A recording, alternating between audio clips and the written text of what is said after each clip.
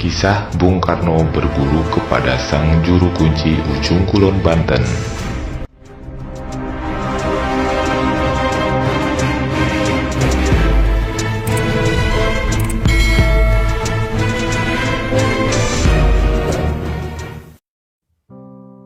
Ki Puyut Pelen, itulah nama sang juru kunci kawasan Ujung Kulon, Banten pada masa itu. Nama beliau sudah tidak asing lagi di telinga para pejuang kemerdekaan maupun para tokoh sakti atau jawara tempo dulu. Ki Puyut Pelen seorang pejuang penjaga NKRI dan sekaligus salah satu guru dari almarhum Presiden RI pertama, yaitu Soekarno. Kisah asal mula Bung Karno bisa berguru kepada Ki Puyut Pelen sang juru kunci Ujung Kulon bermula ketika Soekarno sedang menjelajah di kawasan Banten, tepatnya di Ujung Kulon. Bung Karno hanya ditemani oleh seorang teman atau ajudannya yang sedang menempuh perjalanan menuju Gua Sang Hyang. Gua tersebut merupakan tempat pertapaan Prabu Taji Malela yang konon merupakan salah satu pusat energi magis di kawasan Ujung Kulon. Entah apa maksud dan tujuan Bung Karno mendatangi gua tersebut. Namun ketika itu mereka yang tengah kesasar dalam perjalanan, berjalan hanya berputar-putar saja di tengah hutan belantara tanpa tahu arah. Pada saat itu Ki Puyut Pelen yang sedang berada di pelataran sawah melihat dua orang yang terlihat bingung. Lalu Ki Puyut Pelen menghampiri orang tersebut. Seketika Ki Puyut Pelen pun kaget, ternyata orang tersebut adalah Bung Karno. Walaupun secara batin Ki Puyut Pelen sudah mengetahui akan kedatangan Bung Karno.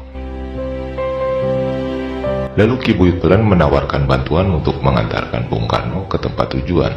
Di tengah perjalanan mereka berbincang tentang banyak hal mengenai kawasan Ujung Kulon.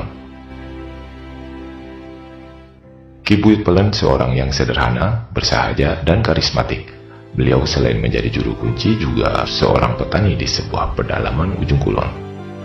Konon Ki Puyut Pelen mempunyai ilmu sakti mandraguna andalan beliau, yang juga banyak dikenal orang dengan sebutan ilmu Batara Karang. Singkat cerita, setelah pertemuan itulah Bung Karno merasa nyaman dan kagum kepada Ki Puyut Pelen dan mulai berguru kepadanya.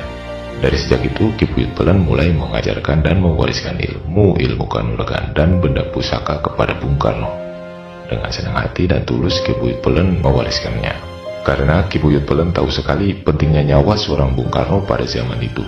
Dikarenakan Indonesia yang baru beberapa tahun saja merdeka, yang mana negara masih sangat rapuh. Oleh sebab itu, negara tidak boleh sampai kehilangan seorang kepala negara. Atas dasar itulah Bung Karno dilengkapi oleh Ki Puyut Pelen berupa ilmu batin, kanuragan, maupun benda pusaka. Tidak lain hanya bertujuan sebagai ikhtiar untuk menjaga keselamatan jiwa Bung Karno yang sangat rawan dibunuh pada waktu itu. Bung Karno diwarisi beberapa pusaka oleh Ki Puyut Pelen yang salah satunya berupa batu berbentuk arca dan besi kuning, yang konon mempunyai khasiat untuk menangkal segala serangan musuh dalam bentuk apapun. Bahkan bisa membuat tubuh kebal dari segala serangan benda tajam dan tubuh tidak akan bisa tembus oleh peluru. Ada sebuah cerita dahulu kala pada peristiwa penembakan oleh orang tak dikenal di sebuah masjid pada waktu Bung Karno sholat. Tapi ternyata pistol yang ditembakkan jarak 2 meter itu pelurunya hanya melukai ajudannya saja yang duduk di sebelah Bung Karno tanpa melukai Bung Karno sedikit pun.